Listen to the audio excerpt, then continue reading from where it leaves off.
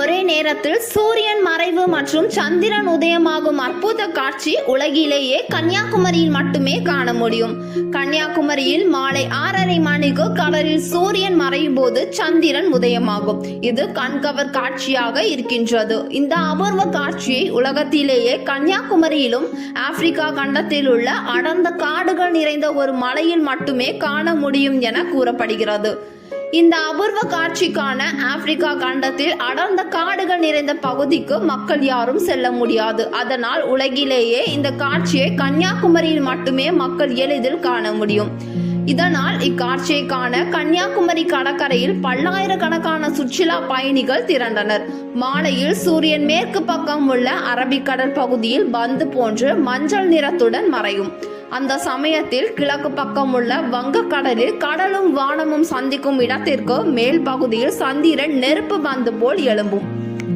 அப்போது கடலின் மேல் பகுதியில் உள்ள வானம் வெளிச்சத்தால் பளிச்சென்று மின்னும். இந்த அபூர்வ காட்சியை கன்னியாகுமரியில் முக்கடலும் சங்கமிக்கும் திருவேணி சங்கமம் சங்கிலித்துறை கடற்கரை பகுதியில் இருந்து பார்க்க ஏராளமான பயணிகள் ஆர்வமாக திரண்டிருந்தனர். இது தவிர கன்னியாகுமரியை அடுத்த பழந்தோட்டம் பக்கம் உள்ள முருகன் குன்றத்தில் இருந்தும் இந்த அபூர்வ காட்சி கண்டு ரசிக்கலாம். இந்த நிகழ்வினை ஆயிரக்கணக்கான சுற்றுலா பயணிகள் கண்டு களித்தனர்.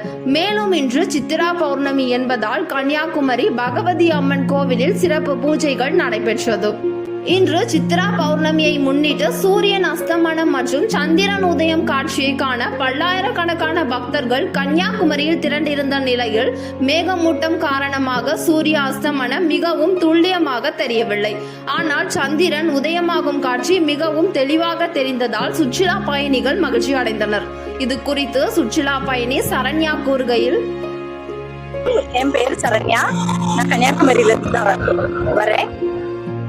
இன்னைக்கு வந்து சித்திரா பௌர்ணமி. இது இன்னைக்கு வந்து கன்னியாகுமரியில ஒரு அரியணை என்னன்னா சூரிய அஸ்தமனமும் இந்த பௌர்ணமி நிலவு வந்து உதிக்கிறதும் ஒரே நேரத்துல நம்ம பார்க்கலாம். இன்னைக்கு வந்து சூரிய அஸ்தமனம் வந்து கொஞ்சம் மேகமூட்டமா இருந்ததுனால கொஞ்சம் கிளியரா பார்க்க முடியல. மற்றபடி பௌர்ணமி வந்து நிலவு வந்து அழகாக நல்லா தெரிந்தது. ரொம்ப மகிழ்ச்சியா இருக்கு.